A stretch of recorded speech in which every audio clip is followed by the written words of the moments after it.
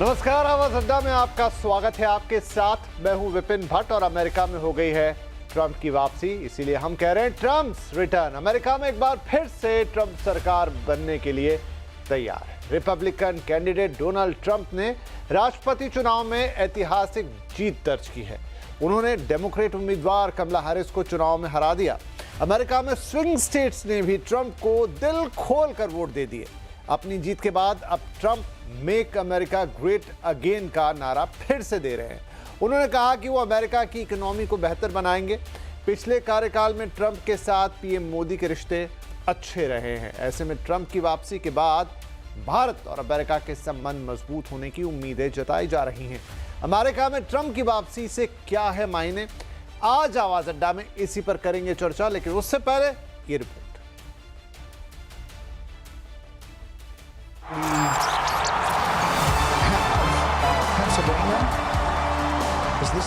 America में Donald Trump की वापसी ने उनके समर्थकों में नया जोश भर दिया है। अब उनके समर्थकों को ट्रंप की व्हाइट हाउस में दोबारा एंट्री का बेसब्री से इंतजार है। अमेरिका के चुनाव में कांटे की टक्कर दिखाई दे रही थी, लेकिन जिस तरह से नतीजे आने शुरू हुए, ट्रंप की लहर ही दिखी। कमला हैरिस ट्रंप के आसपास भी नहीं आ पाईं। स्विंग स्टेट्स ने भी ट्रंप पर भरोसा जताकर उनकी जीत को पक्का कर दिया।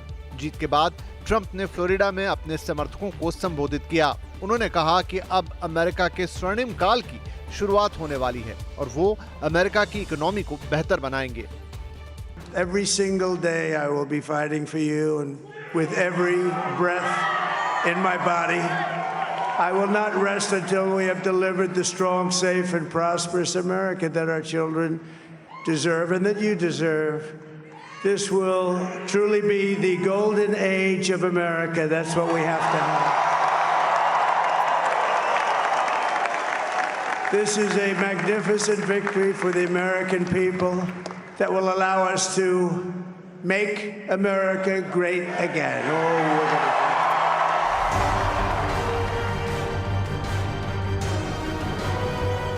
रूस यूक्रेन की लड़ाई हो या फिर मिडिल ईस्ट में टेंशन, डोनाल्ड ट्रंप अब की बार शांति का पैगाम लेकर आए हैं।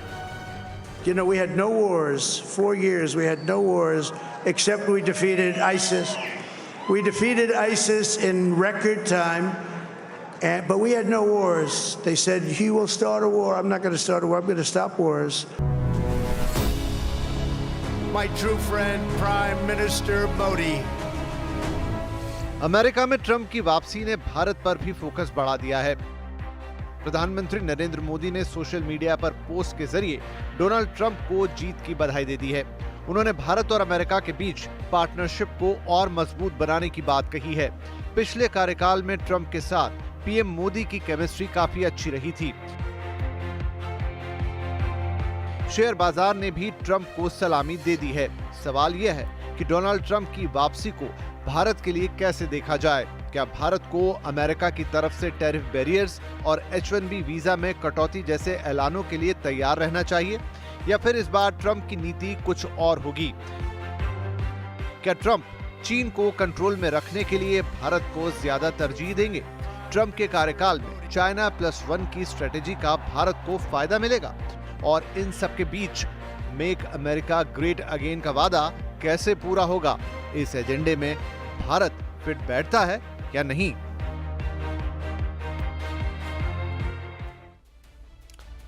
तो अमेरिका में सत्ता का बदलना, राष्ट्रपति का बदलना, ट्रंप का आना न सिर्फ अमेरिका के लिए मायने रखता है, न सिर्फ भारत के लिए मायने रखता है, बल्कि ये पूरी दुनिया के लिए मायने रखता है। तो आज इस बदलाव की ही चर्चा होगी। उसके क्या मायने अब हैं, उसकी चर्चा करेंगे।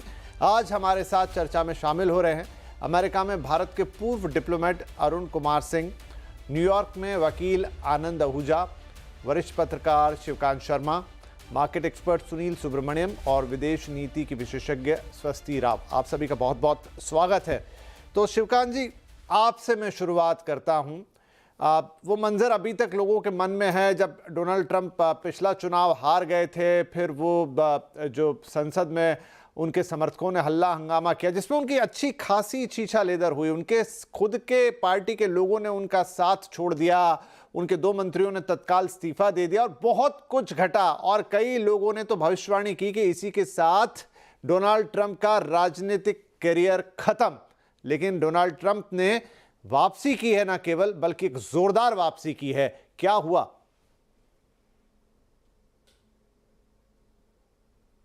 मुझे लगता है एक तो इस चुनाव के नतीजे से ये संदेश मिलता है कि कम से कम लोकतंत्र में, तानाशाही की बात और है, लोकतंत्र में जब आने वाली सरकारें बदला निकालने की कार्रवाई करती हैं, जिस तरह से ट्रंप के ऊपर केस के बाद केस, केस के बाद केस ठोके गए, इन चुनावों के नतीजे और इनके रुझान से ही लगने लगा था, ये साफ पता चलता है कि लोगों को ये बात बिल्कुल नागवार गुजरी है।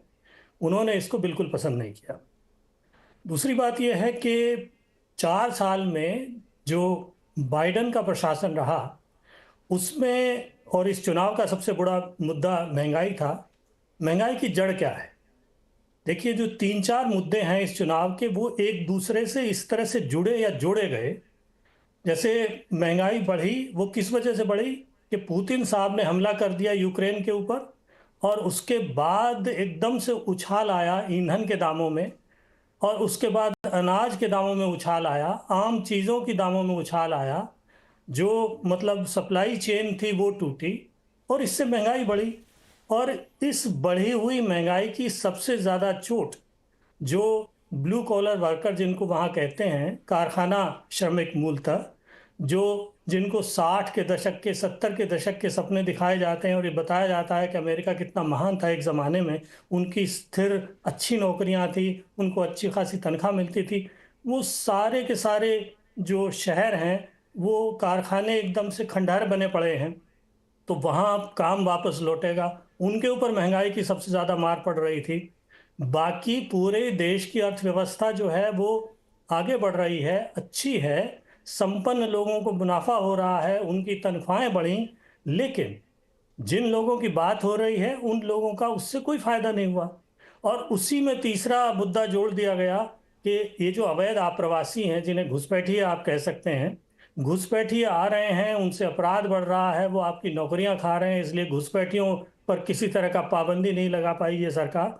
तो ये 3-4 बातें मिल करके सरकार के खिलाफ जो रोष था, उस रोष को भुनाने में ट्रंप कामयाब हुए। और उन्होंने चुन चुन कर केवल उन्हीं ग्रुप्स को या उन्हीं लोगों को, उसी वर्ग के लोगों में चुनाव प्रचार किया जो इससे सीधे रूप में प्रभावित थे या नाराज थे।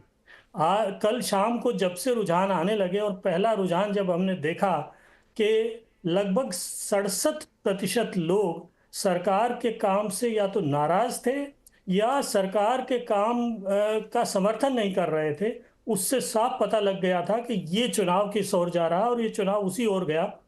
आप बार बार एक एक काउंटी में, 3000 काउंटियां हैं अमेरिका में, हर काउंटी में, और खासकर वो काउंटी जो कभी गढ़ रही थी डेमोक्रेटिक पार्टी का, वहां भी सेंध लगाई है ट्रंप ने, और वहां अपने वोट का प्रतिशत बढ़ाया है। इसलिए उनको पॉपुलर वोट यानी राष्ट्रीय स्तर पर उनको ज़्यादा वोट मिले हैं, जो 2004 के बाद पहली बार हुआ है। और दूसरी बात यह है कि वो मतलब इतिहास में आज से 130 साल पहले 1893 में जी। एकमात्र अमेरिकी राष्ट्रपति थे ग्रोवर क्लीवलैंड, जो एक बार हारने के बाद दोबारा राष्ट्रपति बने थे। और रिपब्लिकन इतिहास में वो ट्रंप जो हैं वो ऐसे पहले राष्ट्रपति हैं जो एक बार हार कर दोबारा राष्ट्रपति बन रहे हैं। तो उन्होंने अपने आप में एक इतिहास रच दिया है। जी, इतिहास तो रचा, लेकिन मैं अभी थोड़ा और समझना चाहूँगा अमेरिकन जनमानस को। थोड़ा थोड़ा आश्चर्य भी होता है कि ठीक है, आपने बहुत सारे कारण गिनाए, बहुत सारे रीजंस थे, बात तो यहाँ तक हो रही थी कि बहुत कांटे की टक्कर होगी, लेकिन रिजल्ट में वो टक्कर दिखी नहीं। ऑलमोस्ट अगर आज वो मैप जो चल रहा है सब तरफ, वो पूरा लाल है, मतलब जो ट्रंप साहब का कलर है।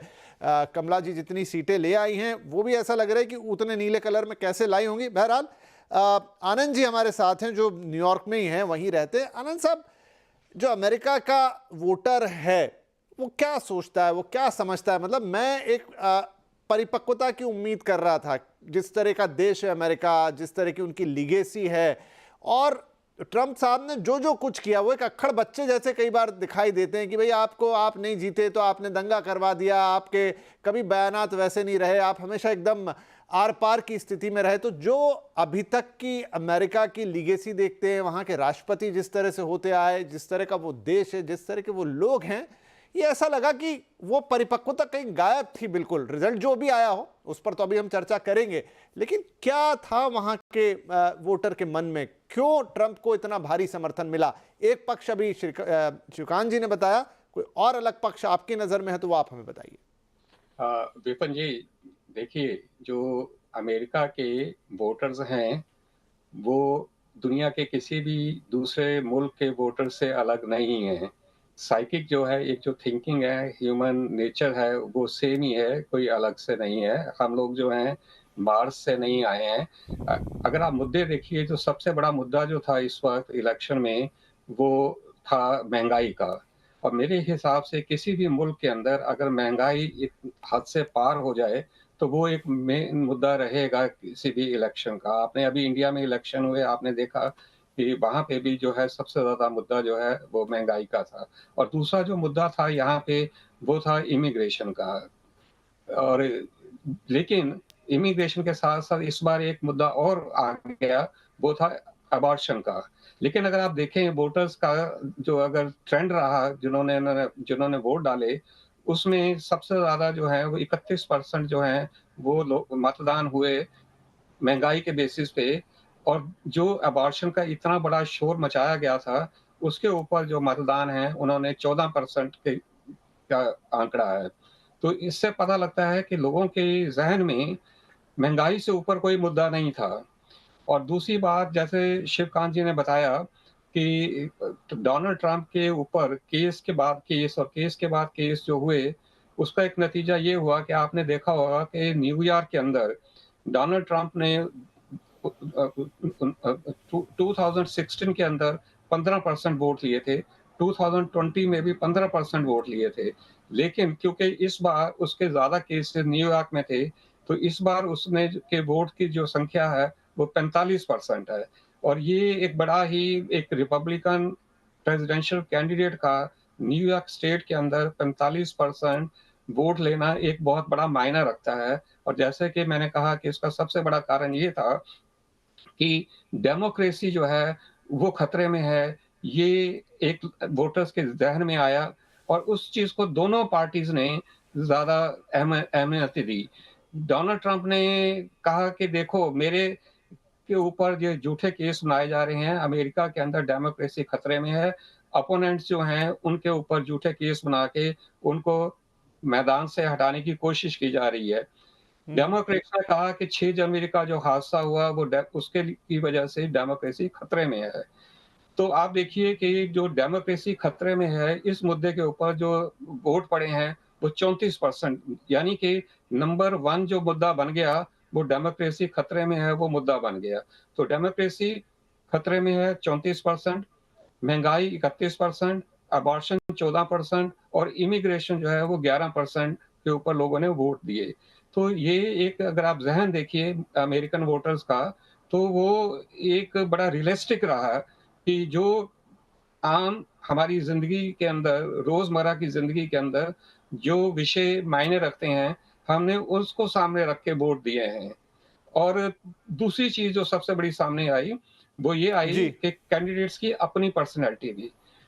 कमला हैरिस जो हैं, वो एक किस्म की काफ़ी वीक जो हैं, वो कैंडिडेट साबित हुई। किसी भी टीवी इंटरव्यू के अंदर, किसी भी मीडिया के साथ इंटरव्यू के ऊपर वो कोई कन्विंसिंग किस बेसिस के ऊपर वोटर्स को अपने जवाब नहीं दे पाई।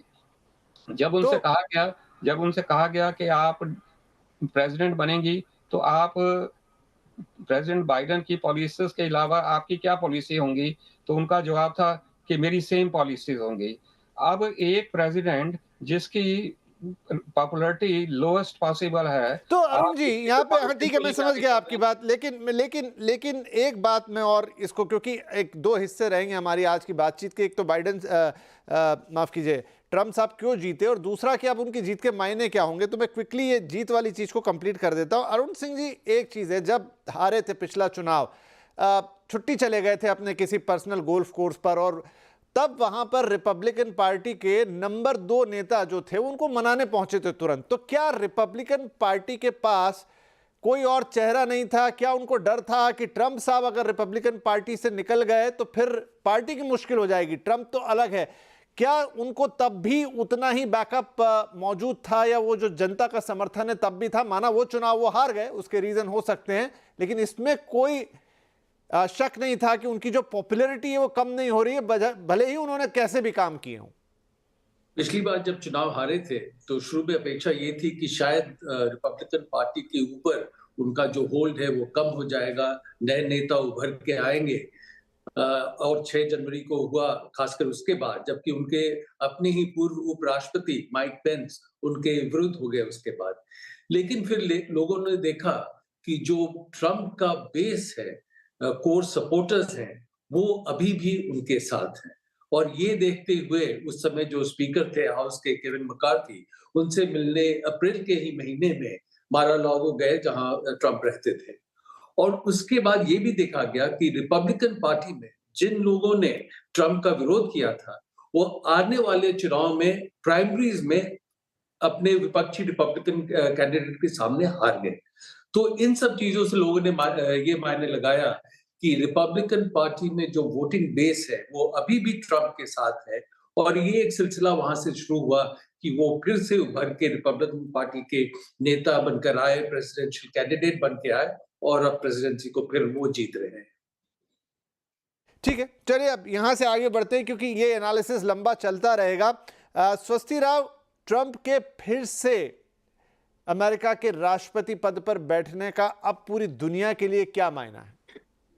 नमस्कार आपको। बहुत अच्छा सवाल है, क्योंकि यही मेरे ख्याल से यक्ष प्रश्न है, कम से कम भारत में बैठ के जिसके ऊपर हम कई महीनों से चर्चा कर रहे हैं। और पिछले 2 दिन से तो बहुत ज्यादा चर्चा हो रही थी, और जब से ये क्लियर हो गया कि Donald Trump is back and Donald Trump is unstoppably back, तो अब वो जो है, I think this is the most important question. क्या असर पड़ेगा? देखिए, पहले भारत के ऊपर जो असर पड़ेगा उस पर बहुत बातें होती हैं। मैं उसमें बस यही ऐड करूंगी कि शॉर्ट टर्म में हमारे कुछ स्टिकिंग पॉइंट्स डेफिनेटली हैं, जैसे कि शॉर्ट टर्म में पन्नू की कंट्रोवर्सी बीच में रही है, और भी जैसे अमेरिका ने सैंक्शन किया 19 भारतीय कंपनियों को रशिया को डुअल यूज टेक्नोलॉजी अभी बेचने के लिए। और इसके अलावा जो ट्रंप के आ जाने के बाद स्पेशली जो एक जो प्रेफरेंस था, जो मतलब जो सिस्टम ऑफ प्रेफरेंसेस विड्रॉ कर लिया था, और उसके वजह से ट्रेड प्रोटेक्शनिज्म का जो असर है वो जरूर हमें देखने को मिलेगा। लेकिन ये शॉर्ट टर्म की बातें हैं। लॉन्ग टर्म में हमें कन्वर्जेंस मिलेगा भारत के पॉइंट ऑफ व्यू से। लॉन्ग टर्म में, क्योंकि चाहे वो डिफेंस इंडस्ट्री का डिपार्टमेंट हो, चाहे वो जनरल ट्रेड का डिपार्टमेंट हो, या वो हमारा स्ट्रेटेजिक कन्वर्जेंस का जियोपॉलिटिकल इश्यूज पे जो कन्वर्जेंस है, स्पेशली इंडो पैसिफिक के पर्सपेक्टिव में, वहां पे हमें कन्वर्जेंस मिलेगा। क्योंकि ट्रंप 1 की जो नीतियां हैं, अगर आप वहां से देखें, वहां से लेकर और उसके बाद फिर अभी तक जो आपने बाइडेन एरा में भी जो उसकी कंटिन्यूटी देखी, और उसके बाद हमें ट्रंप 2 में भी मिलेगा। सबसे बड़ा सवाल यह है कि रशिया यूक्रेन वॉर में क्या होगा, क्योंकि ट्रंप अपने आप को एक प्रॉब्लम सॉल्वर की तरह से प्रोजेक्ट करते आए हैं, डेमोक्रेट्स को प्रॉब्लम मेकर्स की तरह प्रोजेक्ट करते आए हैं।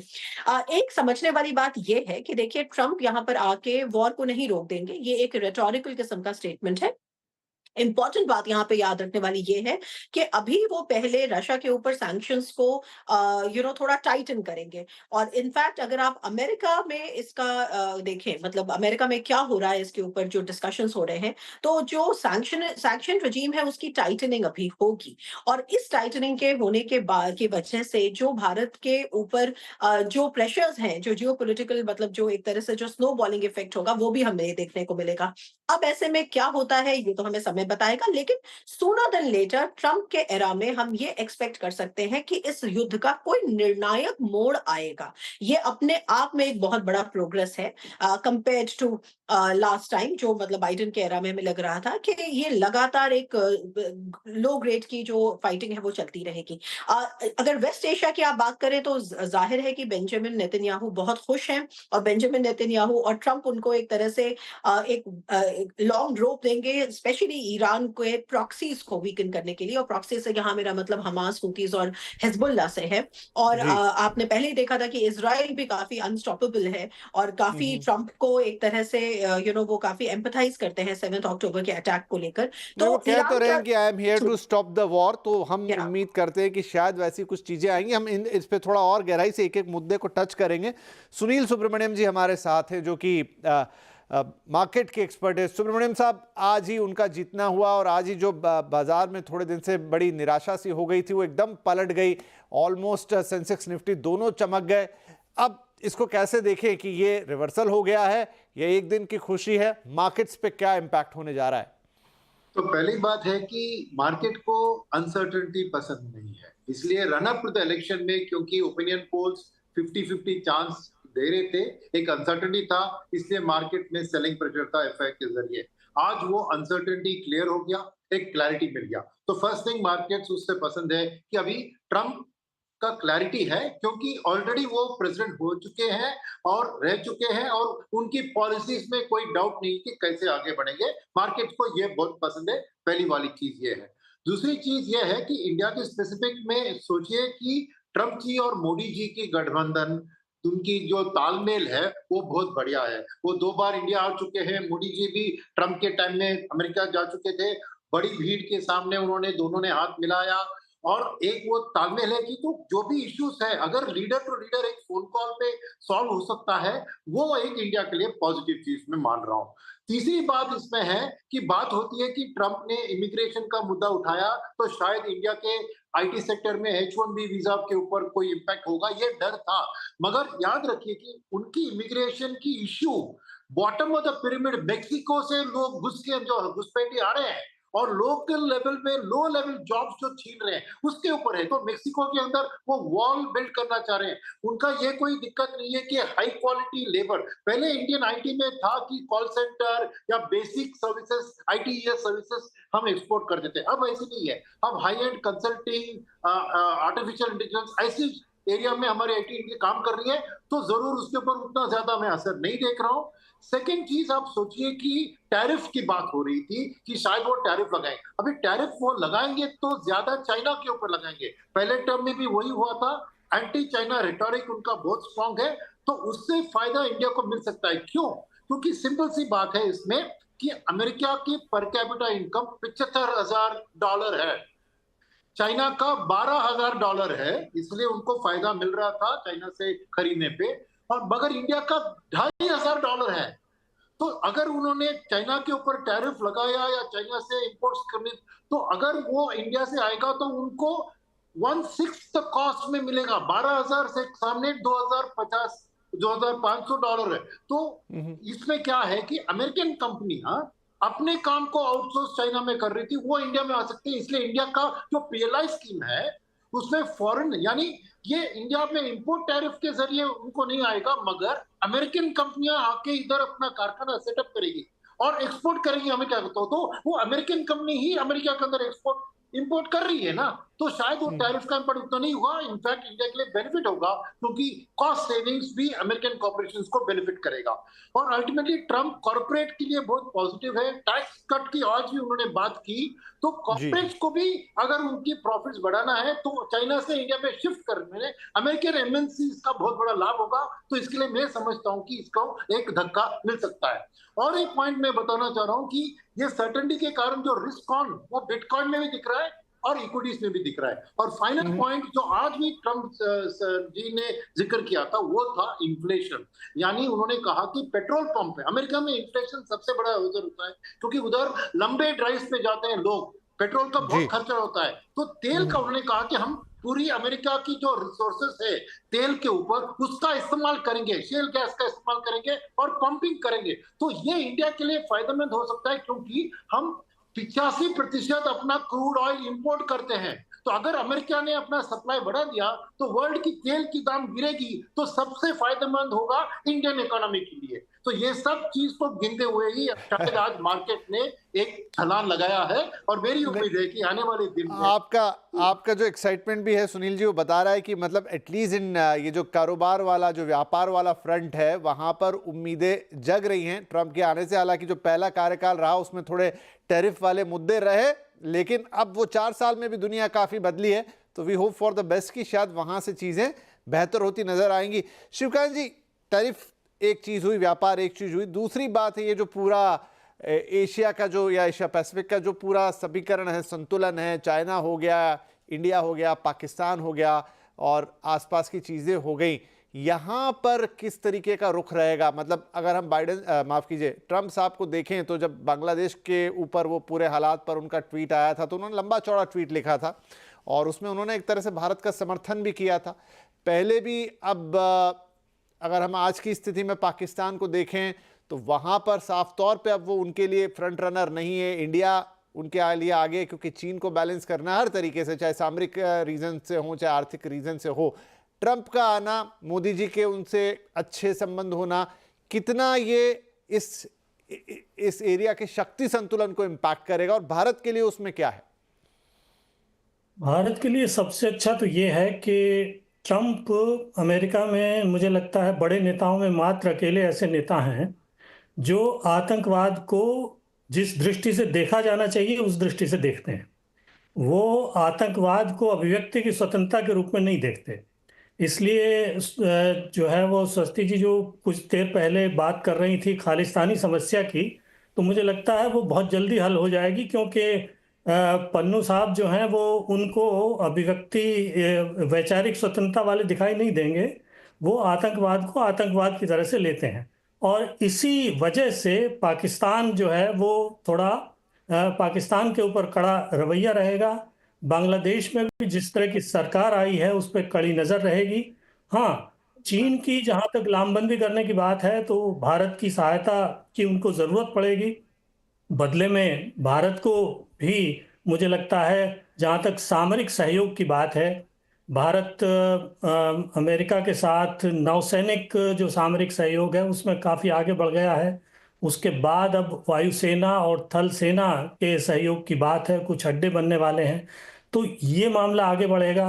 भारत की रक्षा और तकनीक उत्पादन में जो सहायता है या सहयोग है वो हो सकता है आगे बढ़े, लेकिन ये ध्यान रखने की बात है कि वो ये नहीं चाहेंगे कि अमेरिकी नौकरियां अमेरिकी पैसे के बल पे भारत में जाएं। वो चाहेंगे ये कि जो उत्पादन है, जो फैक्ट्रियां हैं वो लगें तो अमेरिका में भी लगें या अमेरिका में ज़्यादा लगें।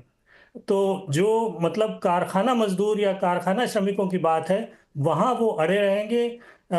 जहाँ तक अब कुछ देर पहले जब वो आर्थिक बातें हो रही थी उसमें मैं ये जोड़ना चाहता हूँ कि जो सब्सिडी का मामला है, खासकर किसानों को जो सब्सिडी हमें देनी पड़ती है या बाकी जो औद्योगिक क्षेत्र हैं उनमें सब्सिडी का मामला है, उसे लेकर के कुछ तनातनी हो सकती है, क्योंकि सब्सिडी पे उनकी नज़र रहेगी कड़ी।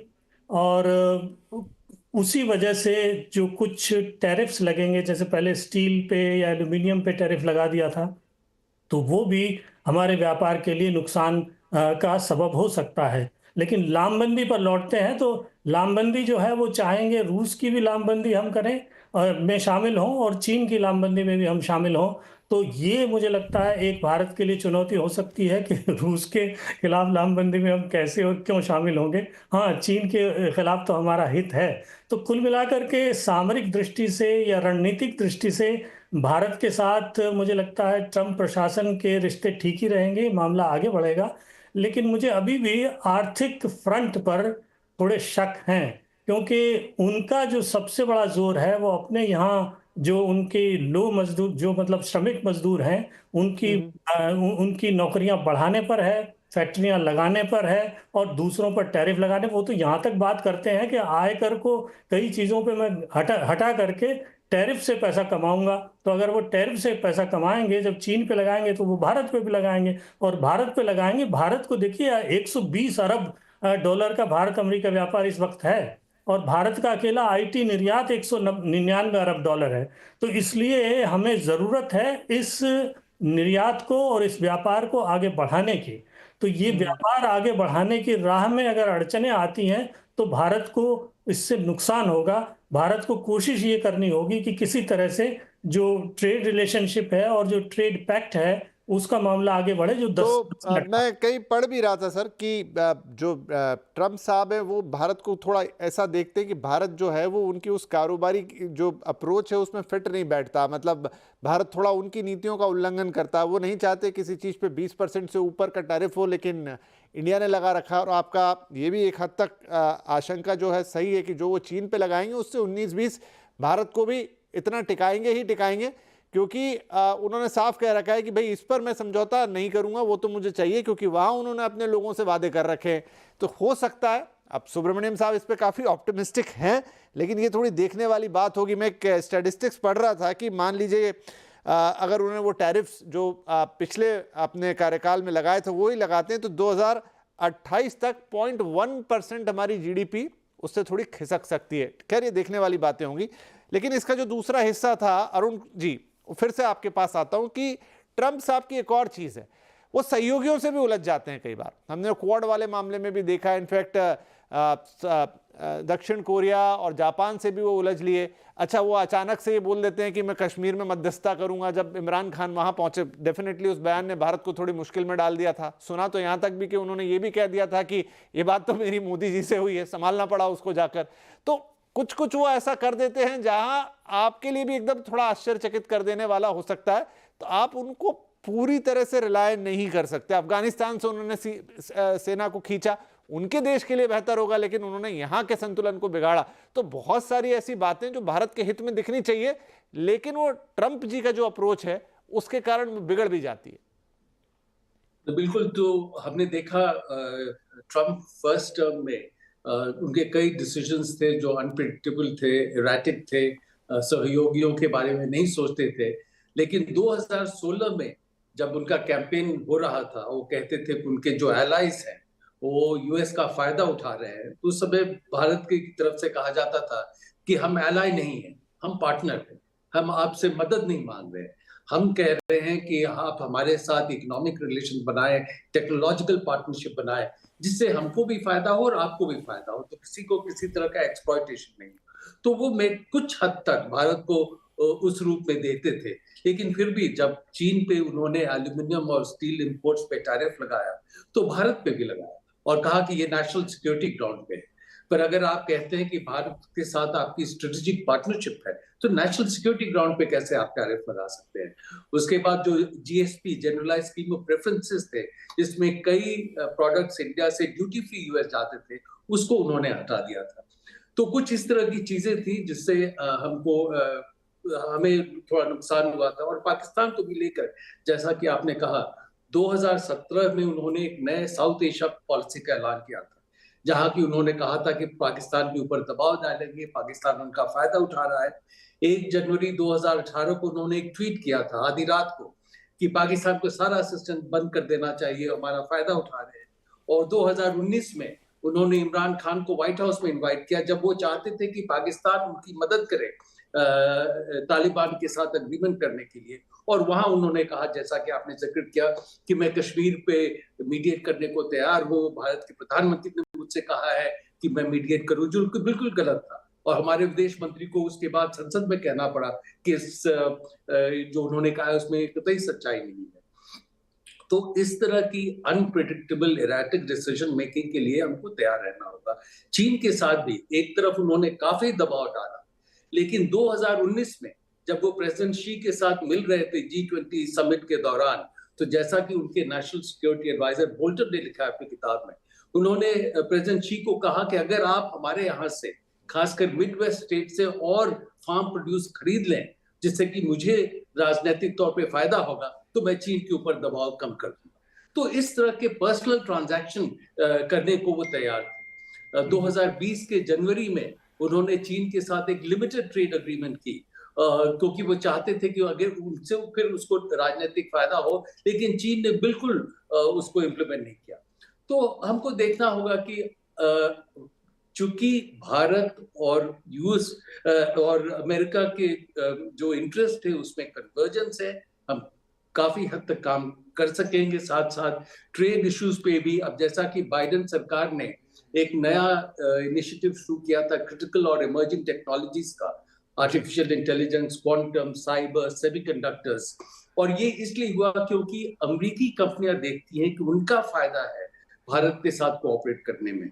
आज की तारीख में भारत में 1700 ऐसे संस्थान हैं जिनको ग्लोबल कैपेबिलिटी सेंटर्स कहा जाता है, जो कि अमेरिकन और वेस्टर्न मल्टीनेशनल्स के ग्लोबल ऑपरेशंस को सहयोग देते हैं ताकि वो चीन के विरोध भी कंपेटिटिव रह सके।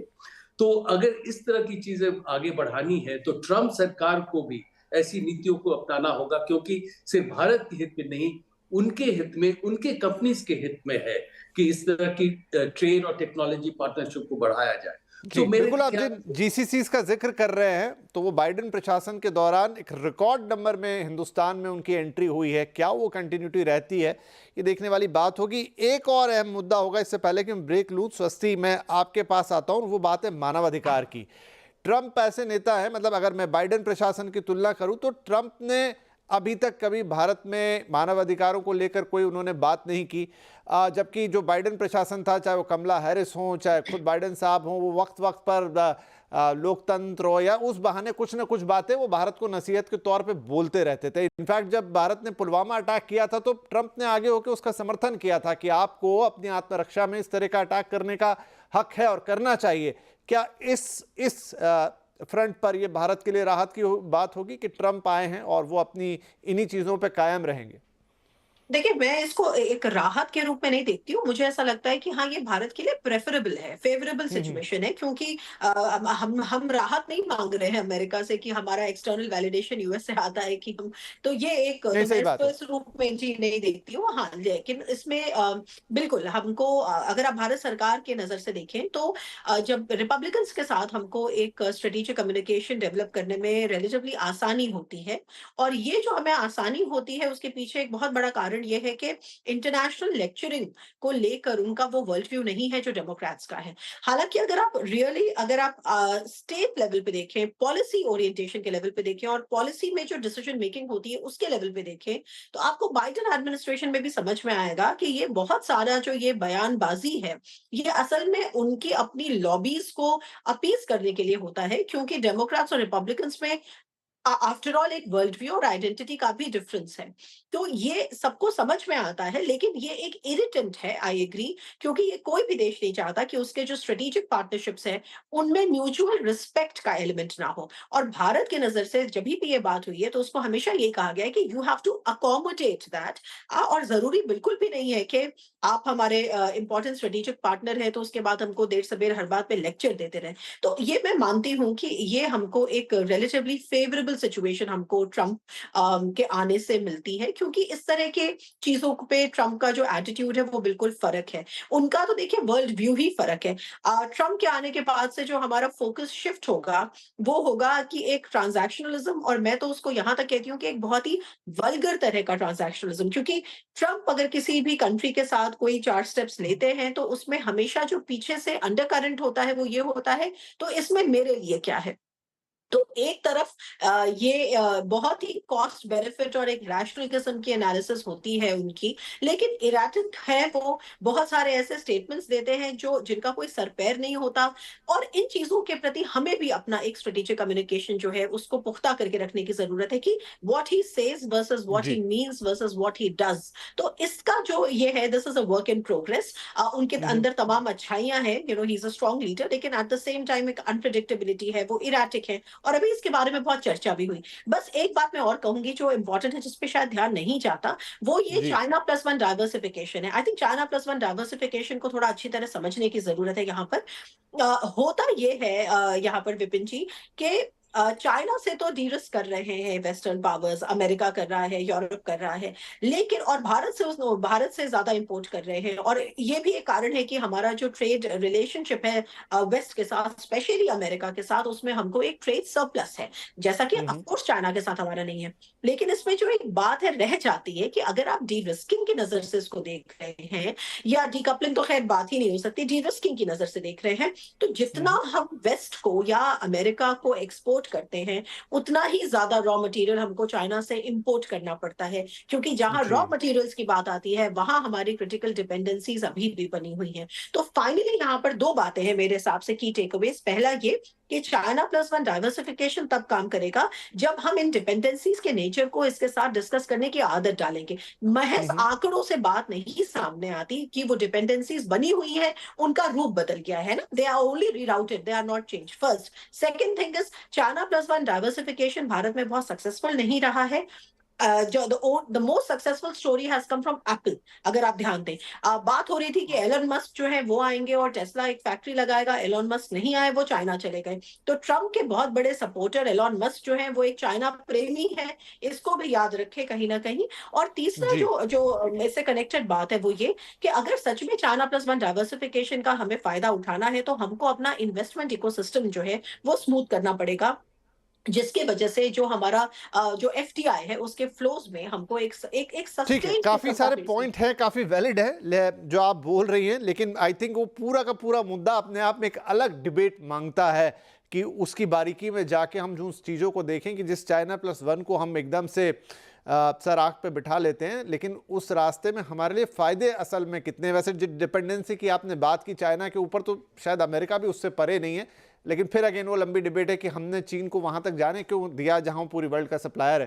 खैर, मुझे एक छोटा ब्रेक लेना है। ब्रेक के बाद एक और जो अब उन्होंने नया नारा दे दिया है कि गोल्डन ईरा आ गया है और फिर मेक अमेरिका ग्रेट अगेन। पिछले 4 साल में कितना उनके कार्यकाल के कितना ग्रेट बना अमेरिका, और अब वो और किस ग्रेटनेस की तरफ ले जाना चाहते हैं, क्या वो शांति ले आएंगे, क्या क्या उनके सामने चैलेंजेस होंगे, उसकी थोड़ी बातचीत करेंगे। और उसमें ऑफ कोर्स इंडिया के लिए क्या हितकर होगा वो भी बात होगी। एक छोटा सा ब्रेक के बाद बातचीत जारी है।